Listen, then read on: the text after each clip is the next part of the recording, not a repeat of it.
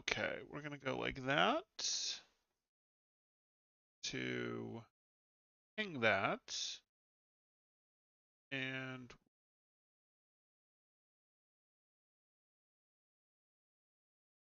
big enough thing. Okay, and we've got our epic pen. We need a scarf. Let's go with green today. Okay, so we are looking at power rankings, collegiate Overwatch power rankings. Feels more than a little weird to be this deep into the semester without ABC happening, but that's where we are. Hey Frisco, good to see you in the chat. Can't do more homework too much. Oh, hopefully you didn't fall too far behind it at land there. Hopefully it's manageable, and this little break will be exactly what you need. Speaking of which, starting at 9:30, 6:30, depending on what time zone you're at, we should have a NACE game that makes sense to watch in UTD versus Converse there, which as you can see here, I have those two in the same tier, reasonably close to each other. That'll probably be worth paying attention to. Um, that'll probably be worth paying attention to, especially because I do believe Converse has merged their A and B rosters, and that merge I expect that merge to help them a little bit. But ultimately, we shall see. So, we're starting here with our power rankings. We can see some things that have changed, some things that are important, main tournaments that have happened. We had a lot of sort of postseasons wrap up for regional tournaments. We had the last chance qualifiers, which is probably the biggest thing that we were looking at. Hey, Blah, how you doing? We have more teams that have qualified for CECC, and we have the last chance qualifiers for CECC, which was probably the, a big, nice competition thing that we saw. The two teams that got bids were Maryville, not too surprising there, and Irvine. They tried to do an East and West bracket. You can see Utah is in the West, Dallas is in the West, CSU is a California state school, Texas in the West. So they try to do these West and East. It may be rigs it a little bit in the sense that, like, wait a second, there's more population in the East than the West, but hey, we'll deal with it regardless. No one's complaining about Maryville or Irvine showing up as top schools at CECC. It does leave us with questions of, does Northwood have a path through? The answer is believed to be yes. Does Dallas have a path through? Yes. They ended up winning the other qualifier that we'll pull up here, which is going to be the Texas qualifier, which we can see there was a Texas qualifier here. In this Texas qualifier, we can see that it was a case of UTD wins over Blinn in the grand finals to get what's sort of the last CC direct spot. For those that aren't familiar, there's the 4 regional qualifiers. Each of those gives 1 spot. There's the last chance qualifier, 2 spots because they do 2 different brackets. And then the Texas qualifier, exactly how much is up in the air is basically what gets us to the correct number of teams. Because as we look at this, we then are going to have groups. 4 groups of 4 plus the 4 teams that directly qualified. The 4 teams that directly qualified play in their own internal group for seeding. They don't fight to get into the bracket. For the actual brackets themselves, for the actual real groups, 2 teams can get through each group there. And I'll go over my predictions for what those are, but now that I've given people a moment or two to show up, let's go through our power rankings. Again, the most interesting things that have happened have mostly been CECC qualifiers. In the last chance qualifier here, in the Texas qualifier here. We can pull up NACE. We right now have Siena Heights versus North Texas. I'm afraid we know how that one's going to go. If Siena Heights didn't win the first map there, I'll be surprised. And then we've also got a case of... That's NACE going on right now. They're just starting their playoffs. And then we have NECC. Here's our Division 1 playoffs. Most of the way done at this point. The only thing that I'd say is really surprising looking at this is that, Brian Stratton going out to Winthrop, nothing remotely surprising there. But Brian Stratton couldn't make it happen against Fisher. perhaps they haven't had a good win in a little bit, I'll say, Brian Stratton. They had great wins previously, meta sort of shifted, looking for that really good win against a Fisher, a Northwood on this new meta. Looks like this shift sort of stepped them back a little bit there, and we've seen, that them fighting for a 3 spot, a 4 spot, slipping a little bit, and you'll see that reflected in my rankings. On the other hand, Maryville, in my mind, has pretty firmly established themselves as the number 3 team. We can once again look at the last chance qualifier and see that they had to beat Northwood to get that slot. They also, as we go back to NACE, are going to see that they should have, if I'm not crazy, which is entirely a possibility, the 3 seed in the NACE that they got from being number 3 in the Super Conference behind Winthrop and ISU, who are well known to be the 2 best schools in collegiate Overwatch. You thought Syracuse got peck bid? They did. So we can look here. I'll pull it up here. Syracuse got the PEC bid. Yes. I'm pretty sure Boise is taking the Peck Big, and UNLV will be making it to CCC, by the way. Oh, that would change things. That would change a little bit of what I'm going to do, because UNLV, I'll circle back to that. If that's true, and if Boise is allowed to pick which bid they're taking like that, they're not just auto going, hey, you're taking the first bid you got. That's more interesting, because Rebel Gaming is a school I can actually rank, as opposed to Syracuse and Sacramento State, who, are they Diamond? Are they 4.0? Are they Masters? Are they Plat with 2 Masters played? I couldn't tell you. I legit couldn't. And I know Overwatch pretty well. Grand Canyon, I have enough, okay, yeah, they've done okay before. Same thing with Rebel Gaming. Rebel Gaming, even I'd put a little bit ahead of Grand Canyon in general. I think Grand Canyon's highest high is probably higher, but Syracuse and Sacramento are certainly the what am I supposed to do with that schools right now. If you choose your bid, that's a very big change from before. Right. That would be a big change. But anyway, Maryville pretty firmly established themselves as the number 3 school at this point. In terms of important matches that happened, I can just do some quick results reading here, just so that everyone's on the same page. Most of it is going to be what we saw in these, where, hey, Northwood beating UC Irvine, good. Irvine beating Fisher. This is a pretty important place on this bracket to be looking, in my mind. UCI over Fisher. Good news for Irvine. Northwood over Irvine. Great news for Northwood. I have at this point forgiven Northwood for their Utah loss. They've just been stacking wins since then.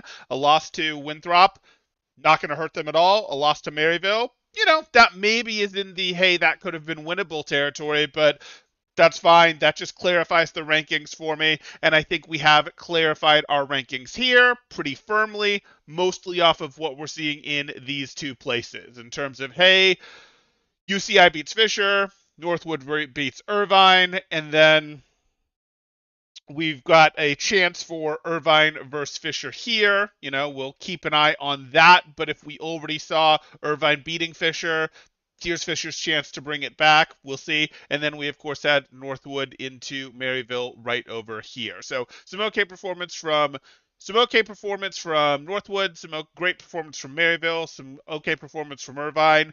Bryant and Fisher will sort of be the, hey guys, which of you are going to prove it?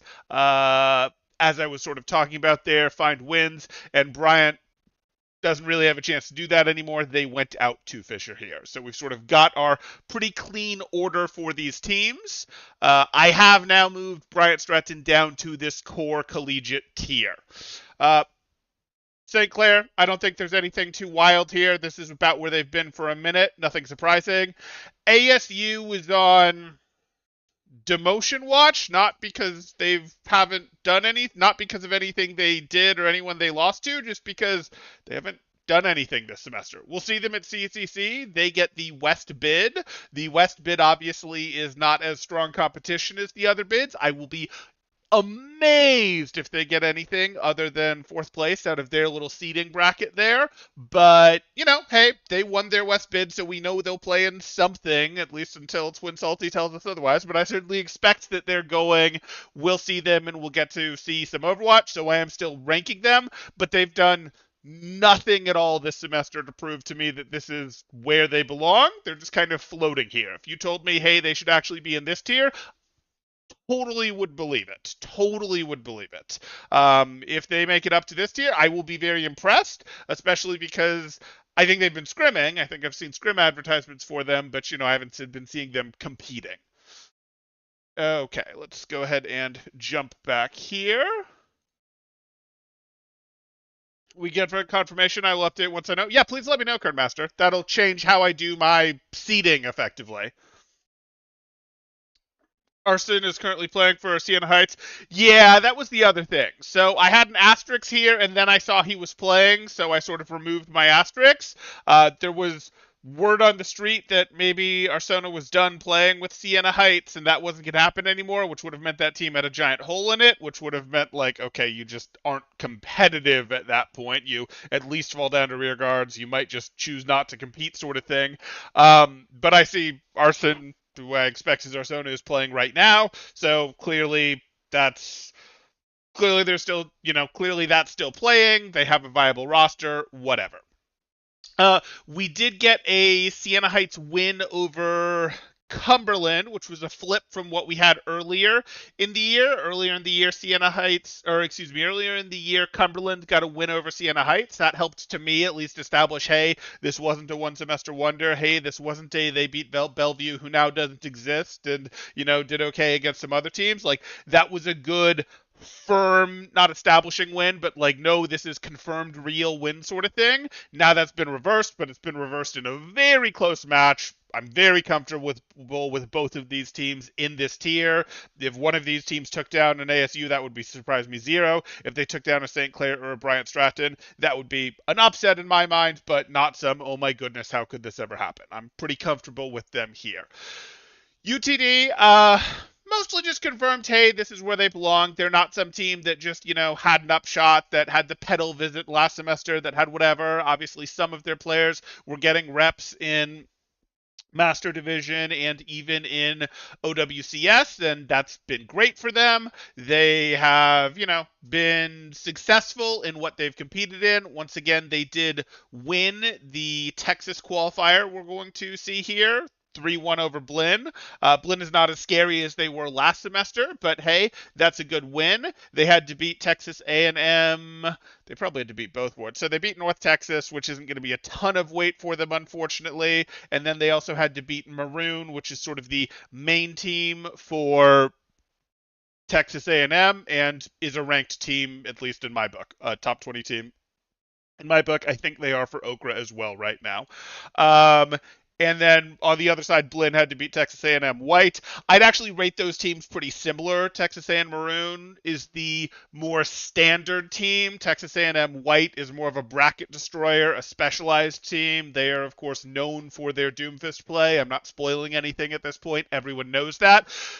But they do have ways to handle. Actually, they handle bans on Doomfist better than, say, Nightmare Rotation, another bracket destroying type team, handles bans. So good on them. That was reasonable competition for this Texas qualifier, which I appreciate because a CECC bid is certainly.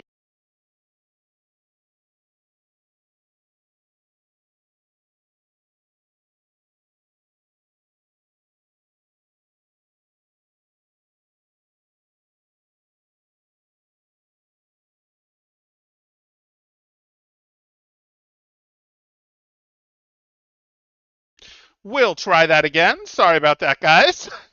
It didn't give me any warning that it was low on battery. That's weird.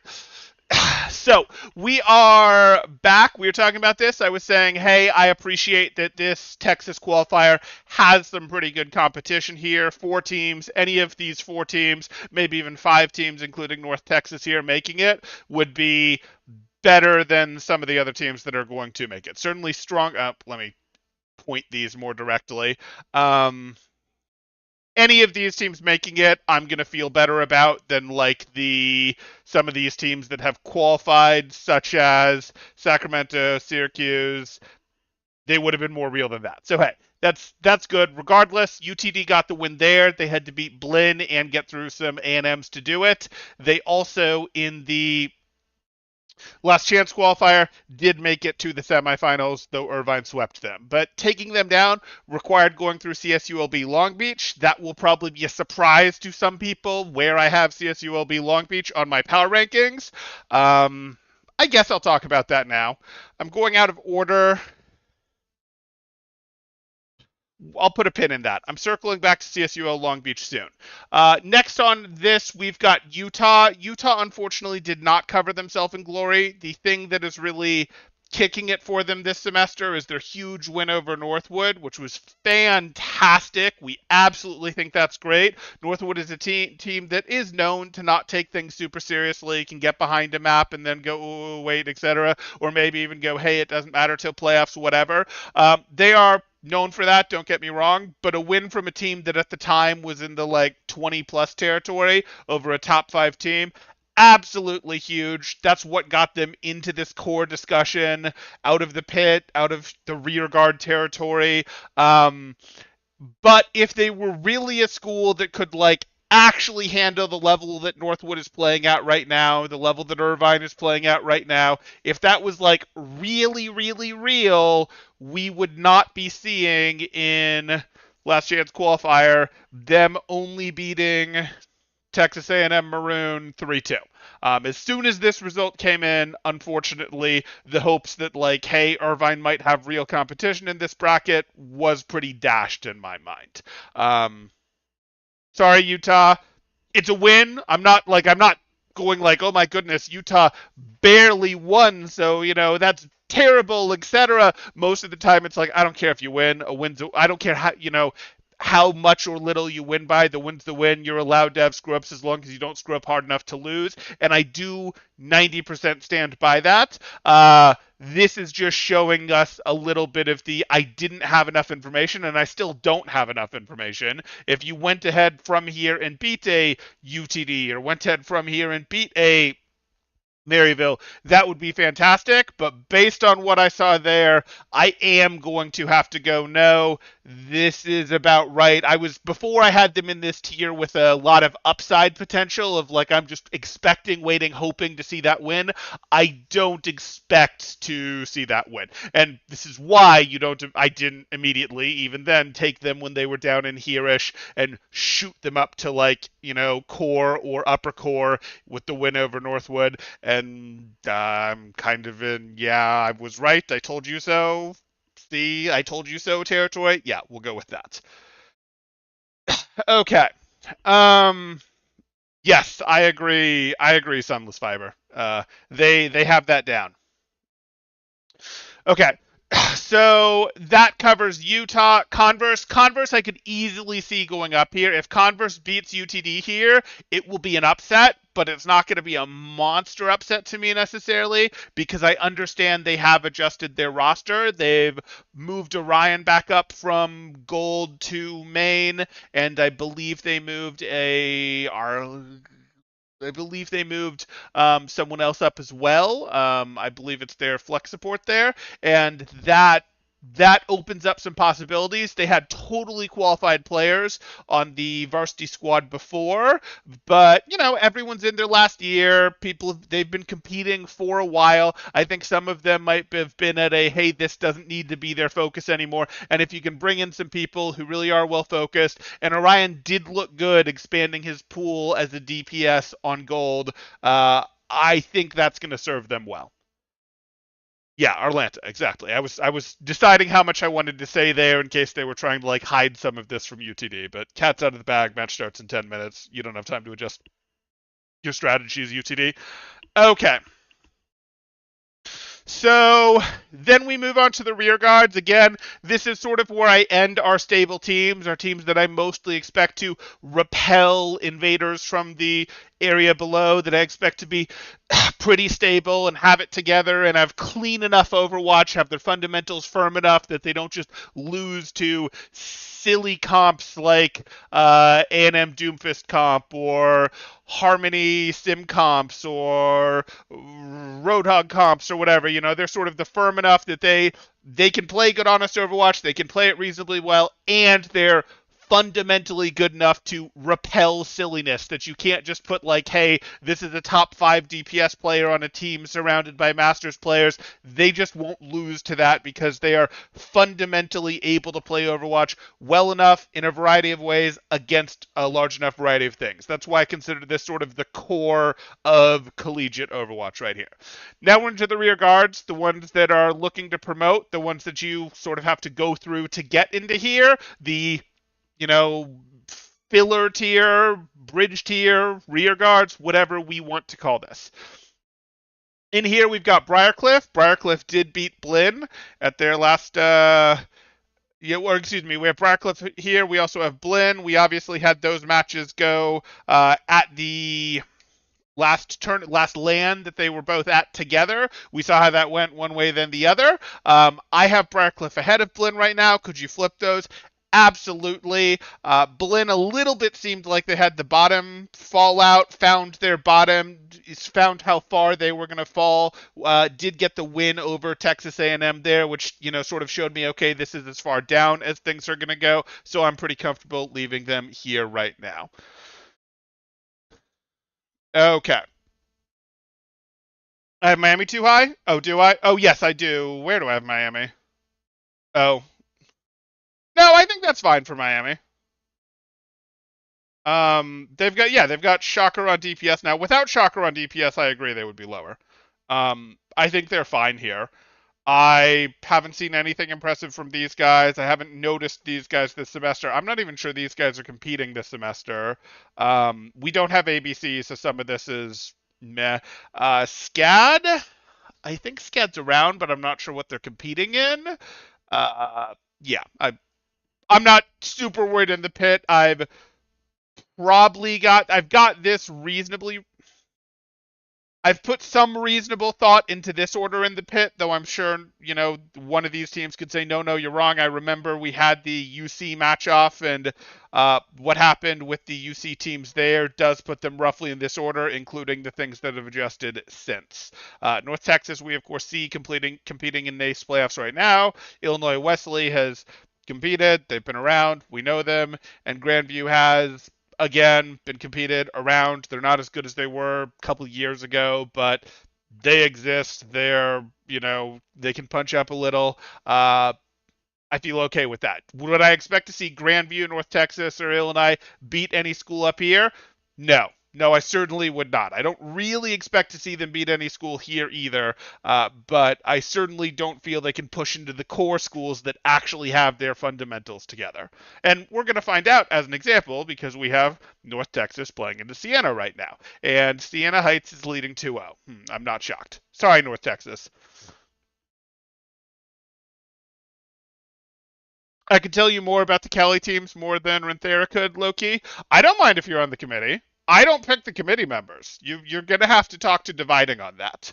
But I would literally in your shoes DM Dividing and say, hey, next time a spot is open, I want it if you're going to be around next semester. If you're graduating and you don't think you're going to pay attention to collegiate after you graduate, and I think you might be graduating, don't. But if you're like, hey, no, I'm still around or I'm going to be paying attention, shoot him a DM. Yes, Mizzou was really the slow.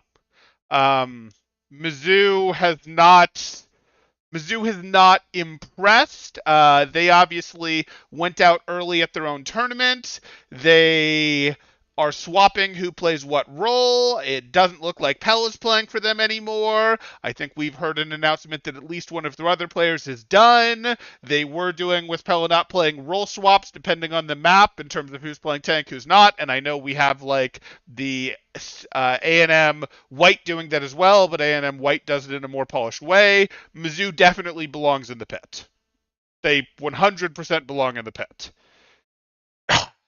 Yes. Scissors is back on UC Riverside, but that remains to be seen. Hey, that could be fun. I mean, that could be fun. We'll see if that actually happens. Okay, so we were through here, Briarcliff and Blinn. Maybe I'll flip these guys again. The one thing that would be relevant, I think I'm going to leave it like this, but the one thing that would be relevant is a version of Briarcliff that plays without Mari. Is playing in Expert Division. They had the 1 seed going into Face It playoffs, but they did drop to Hive Mind Villains. And that's fine. I mean, Hive Mind Villains overperforming is fine. That's not like some, oh my goodness, that's terrible. It looks like they were the 9 seed, but they took out the 8 seed on their way there.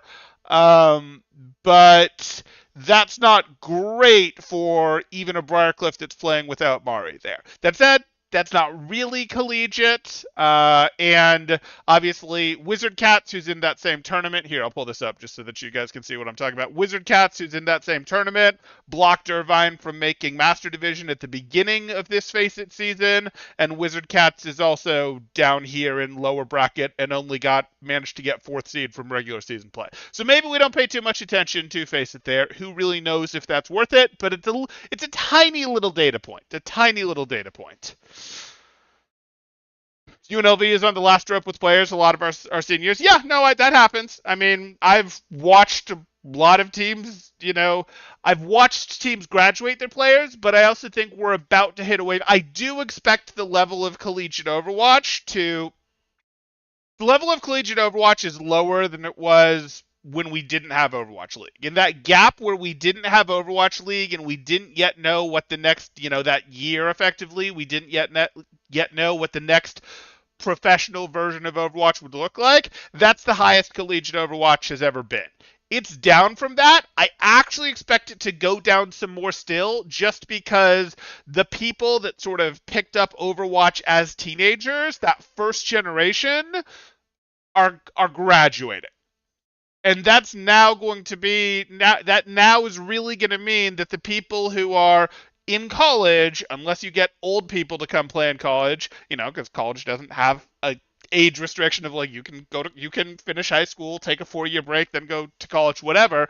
We're going to find that it's people who weren't playing Overwatch since it came out that are now going in there. We're going to see more of, hey, what are the college programs actually doing to shape and build their players, as opposed to go pick up the most teenagers that spent their entire life, childhood, teenage years, whatever, trying to make it into Overwatch League, trying to make it into contenders, and then had all that experience built up even if they didn't make it. So, hey, you don't have to do too much with them. We are going to, I expect, see things fall off a little bit and then, start to pick back up a bit, because as, again, things mature, as things get better, it will build back up over time. Training methods will get better. I don't know if it'll ever hit this height again. If it lasts long enough, it could go be above that height, but we shall see. Regardless, the place I was going with that is I expect to see a lot of programs graduate players really over the next year or two sort of go, whoa, the landscape looks very different now. Graduate school. Yeah, well, graduate school could be the kink in it of like, wait, graduate school counts and you guys can compete, and there will be some of that. Okay, CSULB. I have them higher than I expect most people will have them. They picked up a loss in a California tournament, I believe, to UCLA, and UCLA did lose 3-2 to North Texas. So why do I have CSULB all the way up here? Let me confirm that I am getting this part correct. I've got UCLA, yep, lost 3-2 to North Texas. I watched this match, and UCLA absolutely dominated North Texas for 2 maps before getting reverse swept. That is what happened. I have also scrimmed against both North Texas and CSULB. This team is a lot stronger than North Texas, but what you run into below this line is teams have holes in them. Teams have strategies that don't match up well against other strategies, or play styles that don't match up well against other play styles, or hey, players that just aren't at a level to be consistent enough that holes happen. There's clearly a matchup somewhere that didn't work, or a day, or maybe exhaustion from hosting at LAN, or something with CSULB that allowed them to lose to UCLA there, and also something that allowed North Texas to find a way to turn this match around and win. But I can tell you, I would way rather, if I'm trying to get to the end of a bracket, have either of these schools on the other side of, on the other side of the match from me than CSULB. That's just because I am going to rate CSULB higher. But this is the territory of, hey, these schools, these teams all have flaws. They mess up. They have matchups that don't work well for them. I expect someone's going to flame me for that. Maybe it's going to be North Texas. Maybe it's going to be UCLA. Maybe I'm going to look over and Ghost Dog is going to explain players we're missing. I don't know. But I have CSULB up here. I absolutely think this is where they belong. I'm annoyed that the bracket didn't allow them to run further in last chance qualifier, because I'm pretty convinced that they would have proven that. Obviously, you can see here they got stopped by UTD, and yes, UTD was always going to stop them. Actually, was UTD always going to stop them? Probably. I guess this is about as far as this bracket was really going to let them go. Let me look up at the other bracket here. Yeah, this is the right depth for them to have gone in the bracket. And if you see who their compatriots this deep in the bracket are, it's Northwood, Siena Heights, Maryville, Cumberland, Irvine, Utah, who we have established, is better than Texas A&M, but is not Northwood level. But, is maybe is Cumberland or Siena Heights level, something like that, a little bit worse. UTD and CSULB and Long Beach, CSU Long Beach. So, yeah, I don't think they found the soft part of the bracket. I think this is where they belonged depth-wise. So, yeah, I'm not crazy. I know I'll probably get some hate for that one, but I'm sticking to it. You ended up winning the alternate. Congratulations. Congratulations. UCLA, I think they did choke. I was shocked that North Texas got away with that. CSULB also bully 3-0 twice. It was rough. They did. I saw that too. Why is Utah so low? What do you mean, why is Utah so low? Utah is so low. Utah's here because their one good win is over Northwood, which absolutely is great, but then they could only edge out a win close over A&M after their win over Northwood, weeks after their win over Northwood there. The win over Northwood is fantastic. The win over Northwood is why they went from about like a 22-23 for me to up in the top 15 here. That's why they did it. But if they were really a Northwood level school, Texas A&M is not beating Irvine or Maryville. How's that? You see where I'm going with this? Like, Northwood's playing better now than they were when Utah beat them also. But again, I would be thrilled to see Utah get a more reasonable challenge, but this was the first challenge I've seen. This was the first check I've seen on them since the Northwood win in terms of like, wait, winning this would be worth something. And it wasn't. 3-2 wasn't good enough for me. Now, they could still say, temporal, it doesn't matter, they won. And I would say, yep, that's absolutely right. A win is a win. You are right. It doesn't matter if it's 3-0 or 3-2. A win is a win. And if they get a win, be it 3-2 or 3-1 over Cumberland or Siena Heights or St. Clair, fantastic. I would be thrilled to move them, but the info I have tells me that they belong here right now. And that they belong here with more risk of backsliding. I would say Converse, Utah, ASU, the teams that I have right now, even probably these, all of these have more risk of backsliding, I would probably say, into the next tier down.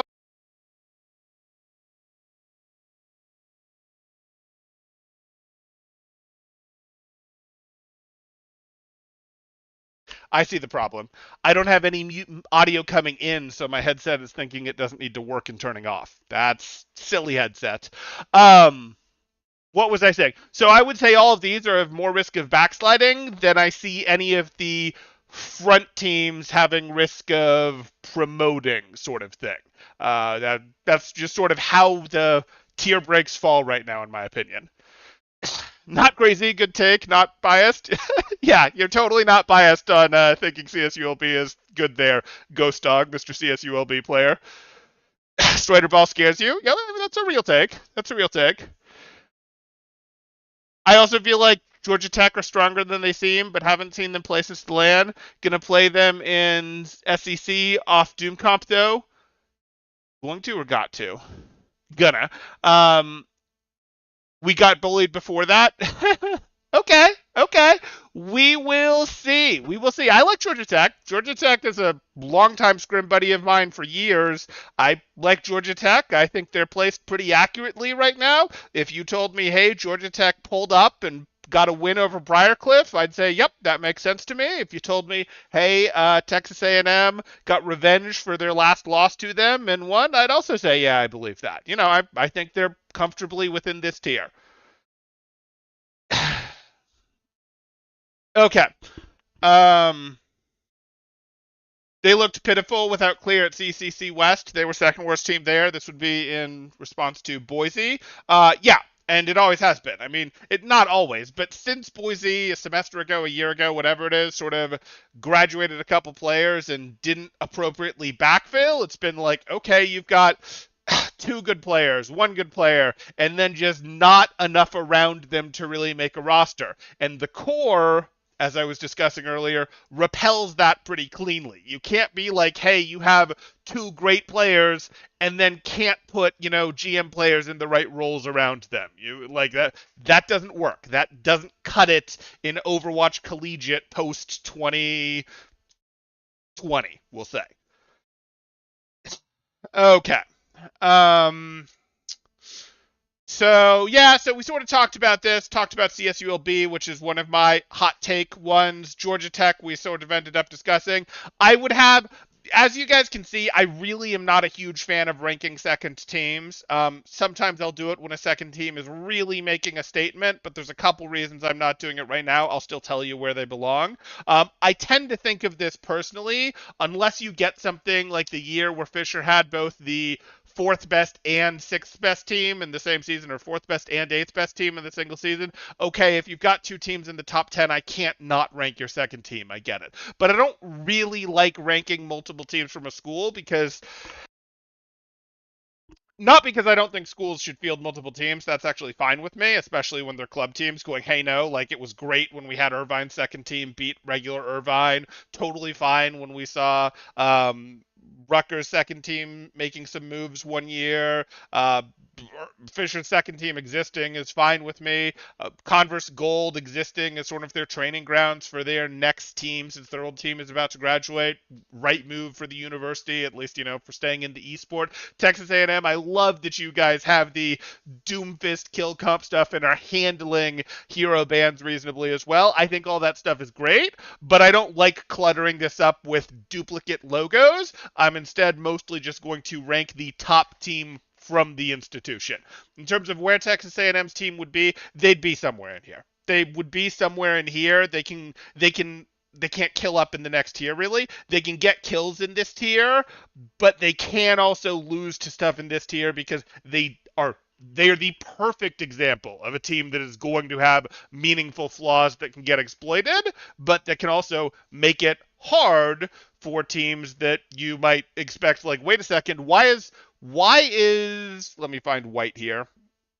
White, do you have an example? No, you don't have an example for me in this, but I bet you have an example for me. Why is White holding this so close against Blinn? Well, Blinn is a little flawed for a core team. That's why they're not in the core anymore. But, like, why are they competing? Why are they doing this against Blinn, who's, near the top of this rearguard tier? And it's exactly that. It's the everything below the core is going to have some of this. No, they can't cleanly repel it. And they are the perfect example of that type of team. So A&M White, you'd be somewhere around here-ish for me, maybe very top of pit, something like this, but that's where I'd have you guys.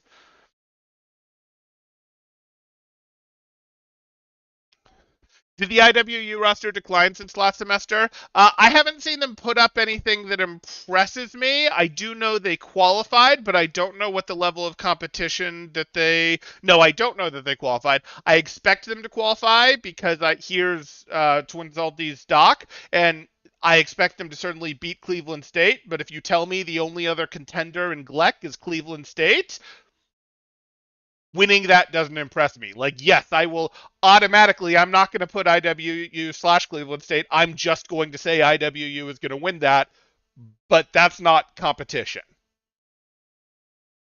That's a one team league as far as I'm concerned.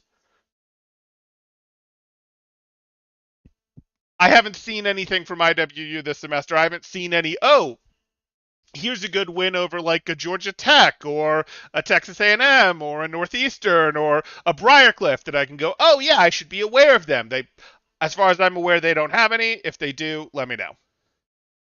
We drop maps and scrims versus random teams, then hit above our weight in matches. That's fine. Yeah, that's exactly the type of team you are. You are the collegiate version of Nightmare Rotation, except I think more fun. And Collegiate has had those before. UF Orange used to be the. One second.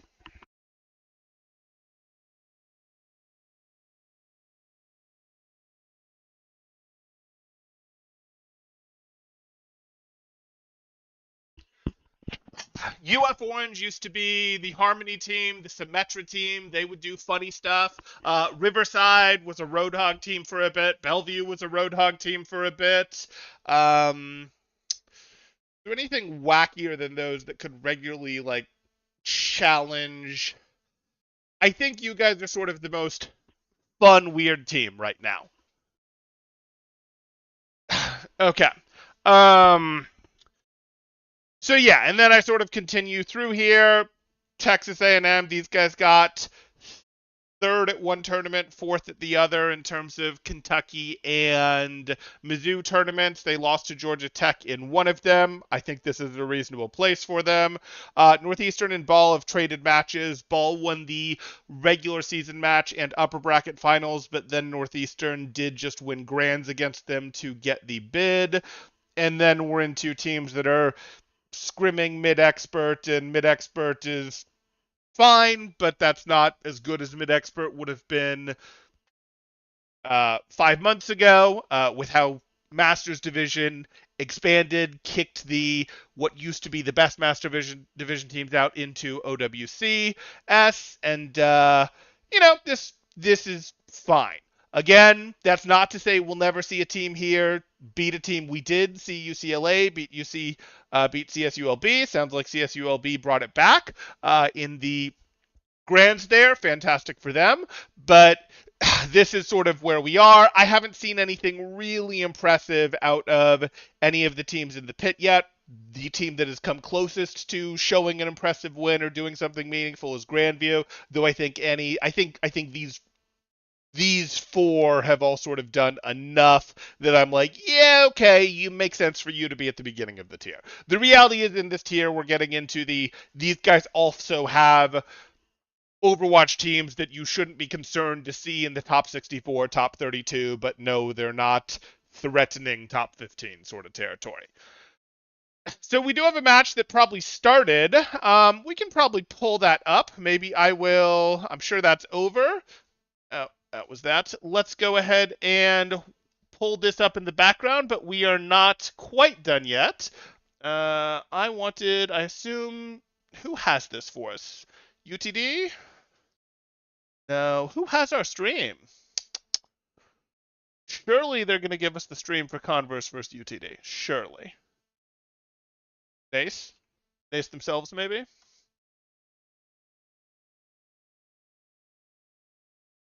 No, I've got something from 4 months ago. Whatever. We'll find that later. I was going to be aware if I needed to compete up against it. I forgot Clear for like the 2 weeks they existed. I did forget Clear for like the 2 weeks. Yeah, Neutral wood runs in everywhere. Yeah, Cleary was fun, though we're playing Widow everywhere. We dare you to do something about it. You didn't know you could play Widow here. And it's like, no, I agree. If you have a Korean contenders top 4 level Widow, you can play it anywhere. That's terrifying. Widow on Flashpoint, Widow on Koth, but hey, I'll give it to you. Anyway, they're not clearly isn't competing right now. I suspect those players have found their way somewhere where I'll let you guys all figure that out.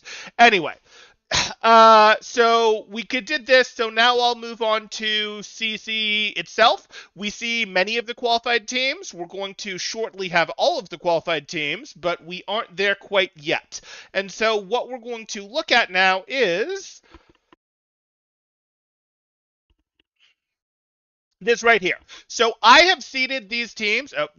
I've seeded those. Let's actually first go to the spreadsheet. This is credit to Twin Salty. Credit to Twin Salty, if I can find it. Credit to Twin Salty for putting this together, and by that I mean if it's wrong, yell at him. But these are the teams that have already qualified, or for the bids that are still open, it lists potential people that will qualify.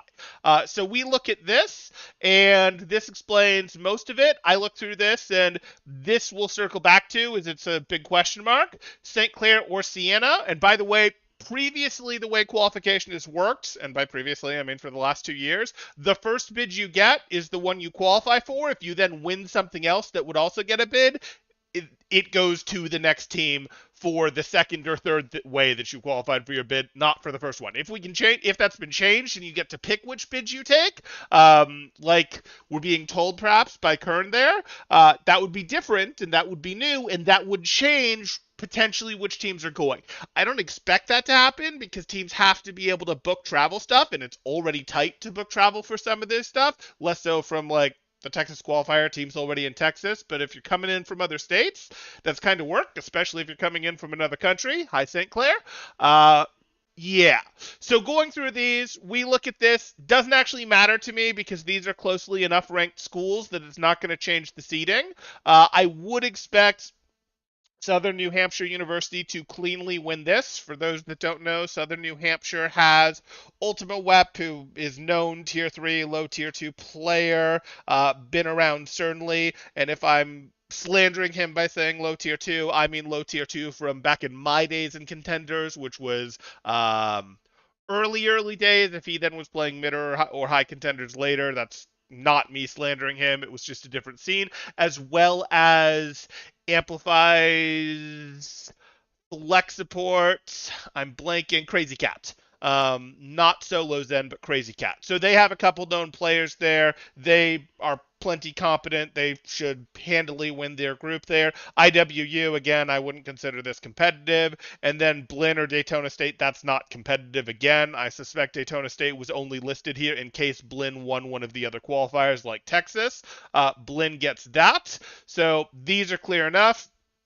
And then we'll scroll over to see if there's any more. There are not, so that just leaves us with this one. Fisher should be the best of these schools.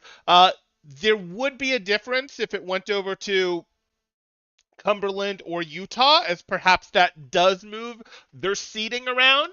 The seeding around. Now, if you have Cumberland beat Fisher and your belief from that is, hey, Cumberland is now better than Fisher, okay, maybe that doesn't move seeding around. Maybe Cumberland is now just up there, but I don't think CECC's seeding committee would view it that way. I think Cumberland would get a little bump. Fisher would get a, hey, Fisher played terribly, had a bad day, is worse, etc., much like with Northwood beat Utah. If Utah got a win over Fisher, that's a different story because that would be Utah's second very good win.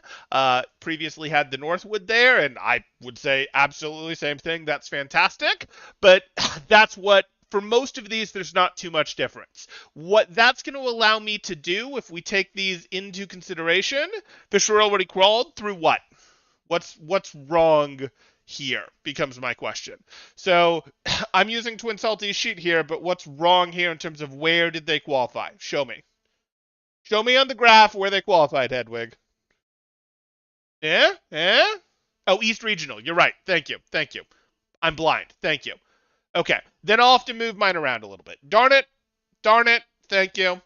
Um, so that's going to leave that Cumberland. That's fine. Cumberland or Utah, and it won't be any of the others because Northwood should get it here. Okay, so I may have to adjust that, and we'll adjust on the fly. So now we'll go to my spreadsheet, and I'm going to delete Fisher from here. And now I have to decide, does this change things? And the answer is, yeah, it does. It at least changes how I would seed things, which is what we care about. And if we'll give me just a moment, I'm going to do some quick reseeding here, because now it's not Fisher holding down that spot. Now it's going to be you, which means I want to move Bryant Stratton up. I want to move St. Clair Sienna up. And I'm okay with Cumberland ahead of UTD, but that's a lot tighter. Okay. That's going to go there. We're going to take these. We're going to go like this, which changes our snake seeding. For those that aren't familiar with how the seeding for groups and things works, we see this in ABC all the time. It seeds in this order. In this order that I'm going down is how it seeds, and I'm going to make adjustments so that we can see my predicted groups based on the changes that I just made here. And then you guys will yell at me about how you think I'm wrong about X, Y, Z, etc., which is fine. That's what we're here for. So we'll delete Cumberland, Utah here. That's fine. And what I need to do is this snake seeded. So Bryant Stratton is now going to go up into there, which pulls St. Clair over to there. And then after that, we have our Cumberland, Utah again.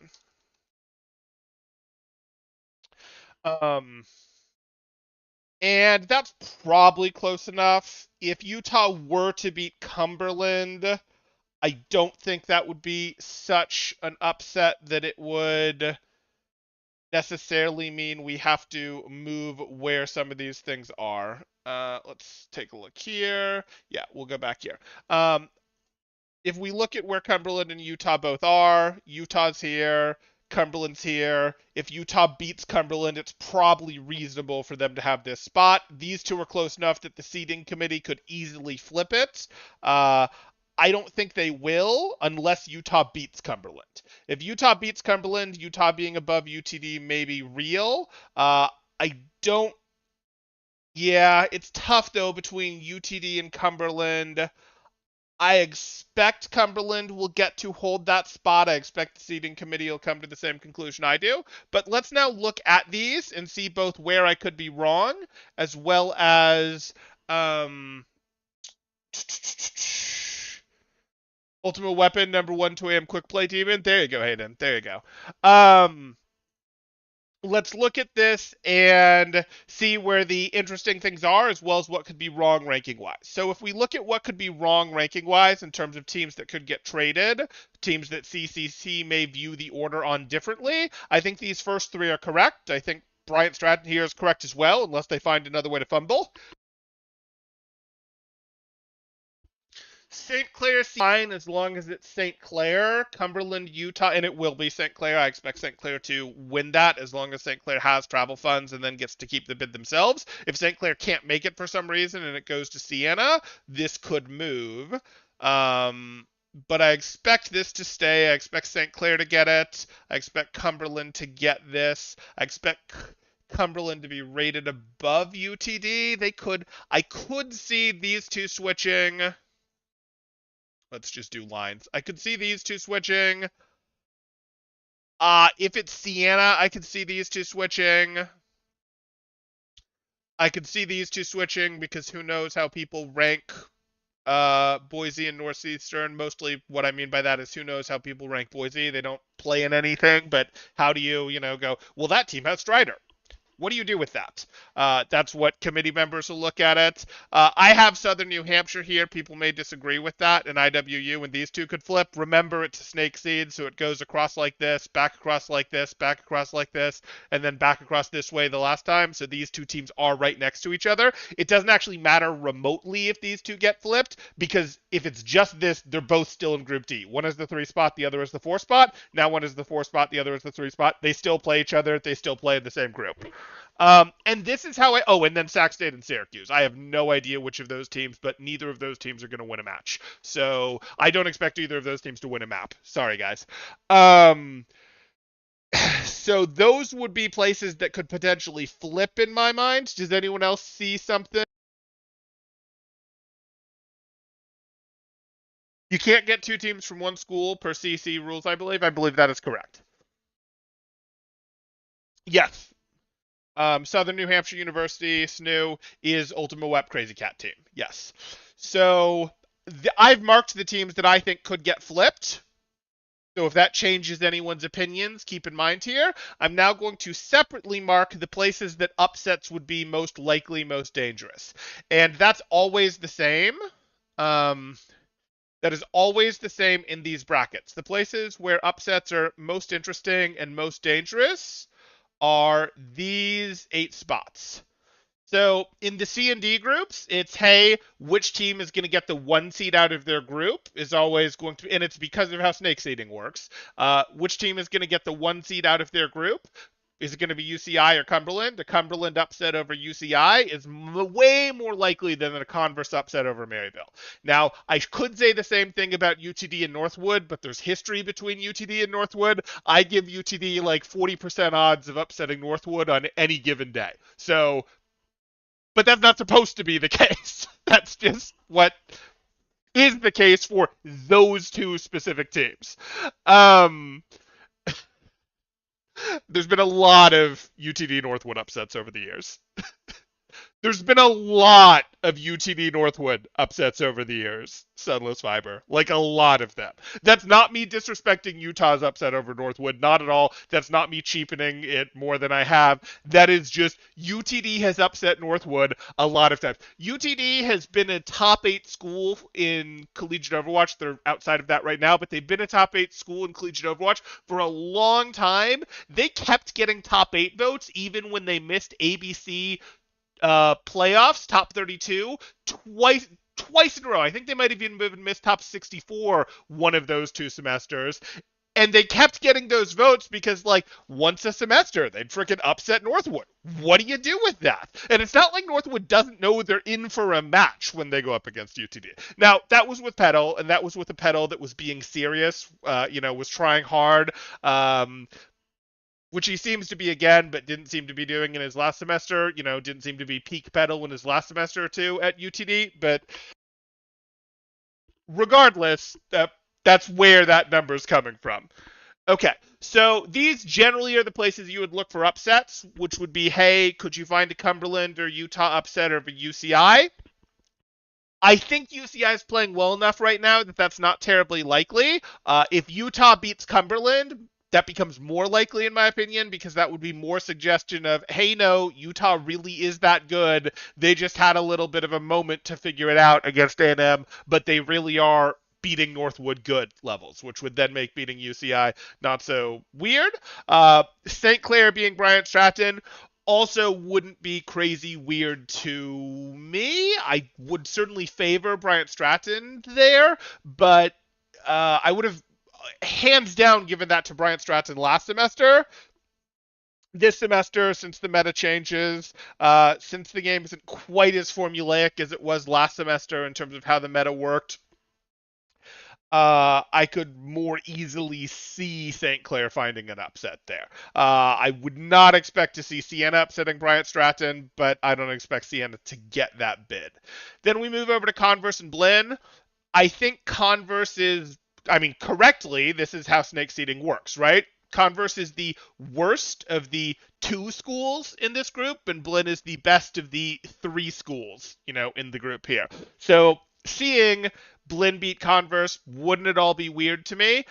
Converse, in theory, has a new roster in that they re-merged portions or recombined portions of their main and their varsity and gold rosters to get their current varsity, and if that's still the case, they could still have kinks to work out. They could have not seen everything by now and still be vulnerable, and if they haven't done that and you're using yield players, there may be some motivation issues that could be a problem. that could give Blinn a chance. On the other hand, Blinn is not Blinn of last semester. Blinn is not top 6 ABC Blinn. Blinn has a very obvious hole in their roster, and Blinn's players, while they are getting great reps on some other teams, be that in Masters Division, be that in OWCS, be that in Calling All Heroes, they have players getting great reps elsewhere. They actually are in a case where some of those players are getting reps that are so much better than Blinn as a team that it actually becomes mentally easier to check out of Blinn as a team, especially at a shorter 2-year college like Blinn, and go, hey, I'm not really caring about that. It's just not as important to me to win that anymore because what I'm doing on this master team or this OWCS team is just more important, is more in focus for me, and I don't want to think about or really try as hard in this match. I'm just going to lay it on the feet of the player who is obviously not at the same level as the rest of the roster. That's an easy sort of mental trap thing, route, whatever, to get locked in, and that could be bad for Blinn. On the other hand, Blinn absolutely has the talent to upset Converse, and Converse could very easily be vulnerable either due to motivation or newly combined roster still having kinks to work out. Absolutely. Joey's on the grind now, the best Masters in Collegiate. Hey, there you go. You don't stay Masters long playing at this level. Like, I don't know if he's done the ladder games to fix it, but you really don't stay Masters long if you do the grind to fix it in terms of all your mechanics, and then are actually getting repeated reps at the scrim level that Blinn will be allowing him to scrim at. You won't stay Masters long. I suspect he's already not actually, I suspect he is probably already at a place where, hey, if he actually spent the time grinding it, he wouldn't be, but we'll see. Regardless, he's not at the level of, he is, even if he has leveled up properly, he's still not going to be at the level of some of the rest of that roster.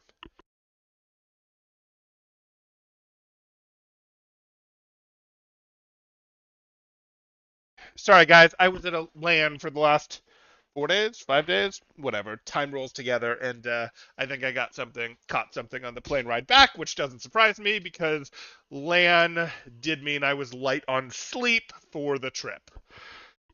Okay. And then UTD versus Northeastern. I mean, I want to say we got him. They're dead, totally. Mathematically, the upset is more likely in Blinn versus Converse. Also, Northeastern could get flipped with Boise, and then, we'll just have to beat up on Cumberland instead. All good. All good. Right. 3 days of land, 2 days of travel. And my last day of travel was wake up at 8 a.m., get home at like 9:30 p.m. But remember, I flew in the direction that my day was actually 3 hours longer than that. It sucked. Okay. He was diamond before he's already gone up. Perfect. Perfect. Yeah, we could certainly do that. We could certainly do that. And the team's clicking now. I mean, the team is absolutely clicking after that land there. Some things really came together, and as long as they stay together, doesn't afraid of anybody. How's that? If we play like we did there, doesn't afraid of anybody is the right way to go with that. So that's probably what I've got. I'll catch up on chat now. Maybe someone DM'd me something interesting. Okra, General, did someone ping me anything? If you keep going for another hour, I can give you. There's no stream. No. Phone, you're killing me. If I keep yapping for another hour, I can give you the score at the end. Sadly, I don't think I'm going to yap for another hour. Sadly. Let's go ahead. If you guys have questions for me, get them in chat now. I've obviously shown this. Maybe I'll close this out and flip back to the power rankings for people who are back here. For people who are, want to see this again, I'll go here, but I will take questions, comments on either topic, any topic, etc. Every top 20 match should be streamed. Also, dark mode when? Yeah, whatever. Whatever. Okay. I haven't really seen any errors from UCI recently. I think that what we saw was this was very clean. This part of the bracket here, okay, we'll just delete it. This part of the bracket here was very illuminating in terms of Northwood is now in serious mode. Irvine is now in serious mode. And I'm happy to see it. And then I guess our last bit here, Bryant Stratton, if the best they're giving us in playoffs is a win over Fisher Navy and a map off Fisher, that's not what we were getting out of them last semester. And the roster quality hasn't changed, but that's not what we were getting out of them. Where I had them at the beginning of the semester, I think in the 3 spot. I had them between 3 and 4 for portions of this semester, and they're not showing me that right now. The roster certainly could, but they're not doing it with the results. Is the scarf in dark mode? The scarf's right here. The scarf's good. We're good. Sorry, I didn't realize I was quite up there. You guys can tell me if I sink in the chair too much. Okay. Aim that down just a little bit more to catch some more scarfage. Okay. So let's catch up on some of this. Play literally anything on stream at this point? Fair. When am I streaming something next? I mean, I guess I could stream. I'm gonna go home and sleep after this, so not today, but maybe I'll stream the new Monster Hunter Wilds monsters that came out while I was away. They have a few new monsters now, right? Wake up at 8 a.m. because your flight was at 2 p.m. was hilarious. Yeah, it sucked, but you guys had to get to the airport for your 10 a.m. flight. Okay. Can't get 2 teams from 1 school per CCC rules. Yup. Do I think Cumberland or Utah? At this moment, PDK, I think it's going to be Cumberland. But if you guys beat Utah, if you guys beat Cumberland, I think that would then tell me you have a better chance of beating UCI than Cumberland ever did. Because again, if you can beat Cumberland, that suggests to me that Northwood win wasn't Northwood couldn't get it back together, Northwood wasn't serious enough about their scrimming yet, and is instead no, we're fighting at the top 5, top 7 team level, and Cumberland isn't there. Cumberland is not at the top 5 to 7 team level right now. If that serves as motivation to them to go, no, we totally are, etc., great. Maybe I'll say 5 to 7. I suppose that I'm thinking about how many elite. Anyway, doesn't matter. So no, PDK. At the moment, I am leaning towards Cumberland there, mostly because of what I saw at the last chance qualifier. This let me down. I know it's a win, but it let me down. I was hoping for more from you guys to sort of prove that no, we're a big dog. The win's the win. Absolutely no qualms. Beating A&M Maroon, top 20 team, solid. You did what you're supposed to do. But if I'm building a story of, hey, this is a Northwood killer, a 3-1, completely different story. A 3-0, hey, I can totally go with it. A 3-1, hey, totally still can keep that narrative going. Everyone, no one cares about a map. Hey, you still won at 3-2, but if I'm to believe you're a Northwood killer with no other matches above, a top 15 level, I'm going to need more. But Sienna would be a great start.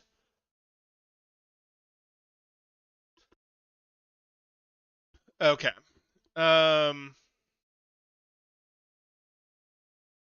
Rune upset Northwood if I play Doom for them. There you go. I mean, you could. Isn't the trick just to use the Irvine thing and go, no, just beat up your main team a bunch and then make them absorb you back? No, I'm kidding. That was actually less fun because it meant UCI's second team didn't exist and Romani didn't actually play a ton that semester he was reabsorbed. That was just to destroy their club team sort of thing. To be fair, then Romani did play the following semester and quite a bit, but hey. On varsity.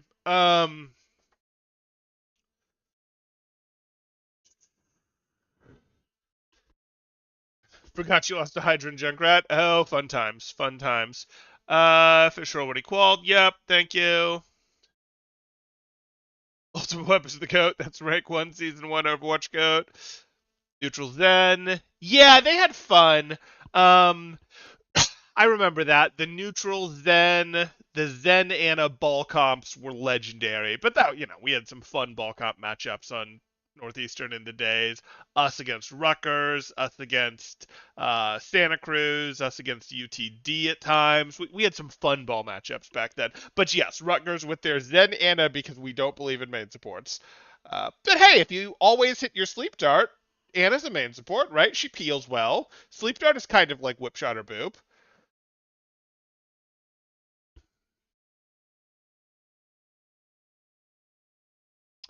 Um, Clear's back, I believe. That would help them. They looked pitiful without Clear at CCC West. Okay, let me pull up CC West again. Um, West this year, the actual regional. Yeah, ASU was unimpressive at this, but CSULB I think has leveled up since then.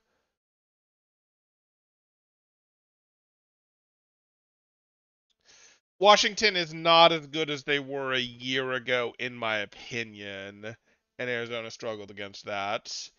And then even Rebel Gaming here. Yeah, I mean that was a bad meta for ASU, yes, but that just looked bad. Again, ASU is in danger of falling for me. They really need to reprove themselves here. But Boise is who we're actually here for, and yikes, that hurts. Yikes, that hurts. Yeah. Um, on the other hand, they know this is important. If that's the roster that they actually have, Clear, Strider, it's again the problem they had before of Clear Map Merc, where it's like, okay, your best players are both tanks, so one of them's gonna have to play DPS or something. Um, Bagel's gone. It's just, it's just rough. That's just rough. We'll see. We'll see what it can do. Obviously I'm a little biased in that I don't care. Seating committee at CCC, do whatever you want. I'm happy with either of these matches because we'd have to upset one of them to get through. To make it to the main bracket. Only the top two from each group would make it through. At peak performance, no one needs main support. Patch predictions? Nah, we're not. I don't think. Well, I mean, it's playoffs, so surely Mauga's going to be meta, and if Mauga's meta, I think Northeastern stock goes to the roof. UTD stock with phone goes to the roof. Um,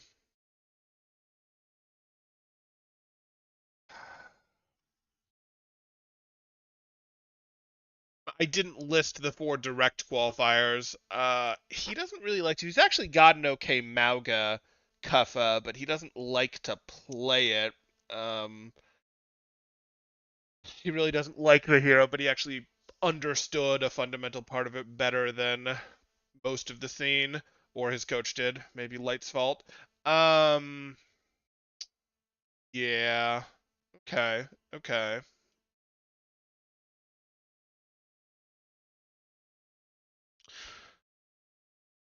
Brawl metas in general do that. Brawl metas in general do that.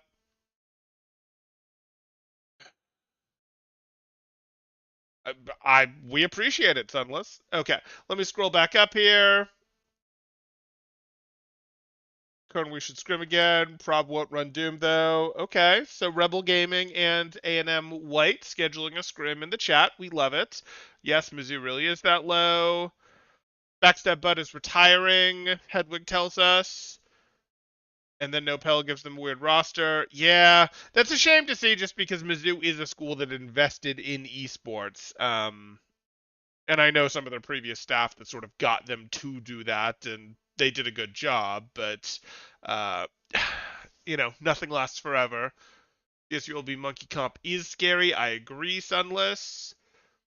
Which one is your shadow team? Were you secretly coaching a second school? Um, no one this year, I guess. I mean, I've done that, but I'm usually doing that, for a school that's paying. I mean, when I've done that, I've done that for a school that's paying for a meaningful number of group scrim coaching sessions there. And it's not a top 16 level school usually when I do that. I've occasionally done it for other schools on the side that are at that level. More often when I've done that, it's been for schools that, would like to get an upset by winning against a full flat GM 4-0 team sort of thing. But I'm not really doing freelance coaching anymore. I coach Northeastern. I'm too busy with other things to really do freelance coaching outside of that. We covered our Sona's playing. We somehow don't have a stream, so I can't just toss us into that next match, which I'd love to do.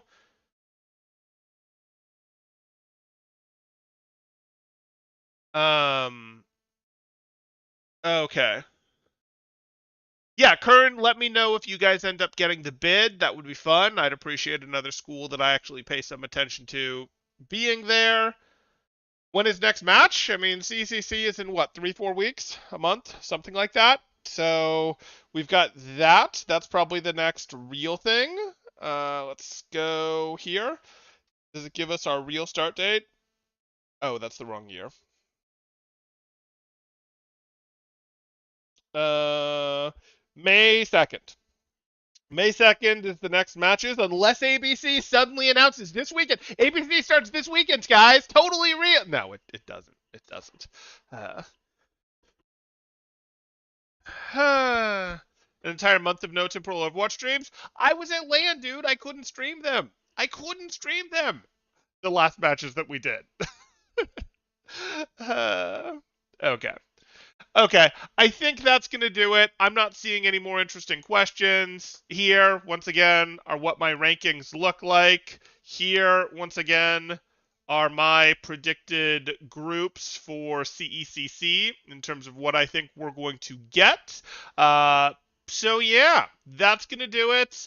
Hopefully we get an interesting update on. I hope we have an interesting match. Maybe it'll later be streamed. I don't know. But the thing that's sort of most to look towards in terms of matches that are happening right now would be NACE. NACE should have their bracket running.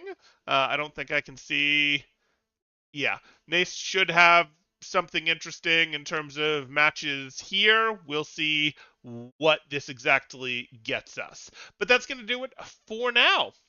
Hope you guys enjoyed. Drop a like, subscribe. Not like I'm not going to ping it anyway so you'd see it, but that was it. Man, I was wishing ABC would come after the first week of matches. I was so excited. Would have been great, man. It's wild that we're going a full semester without ABC because they've always made it work before, but say la vie. Anyway, that's going to do it. Maybe Okra will get something going. I did see Twin Salty through the tweet up there. I think that would be hard to do. Okra has enough people, maybe there'd be enough volunteer power to make that happen, and we certainly have the community centralized enough, but I really just think scheduling would be so hard at this point for us to do anything, and it's not like there'd be a prize pool. So would we even get would you even get like a Maryville or something going, we're not going out there. There's no, we're not competing. There's no money sort of thing. Who knows? Who knows? Maybe that's not a Maryville specific thing, but we'll see. Anyway, if you guys have ideas, you can react to Twin Salty's post. I think we're going to have Okra rankings, new ones this weekend. I think that's what the timeline is. So keep your eye out for those, and that'll do it. Peace.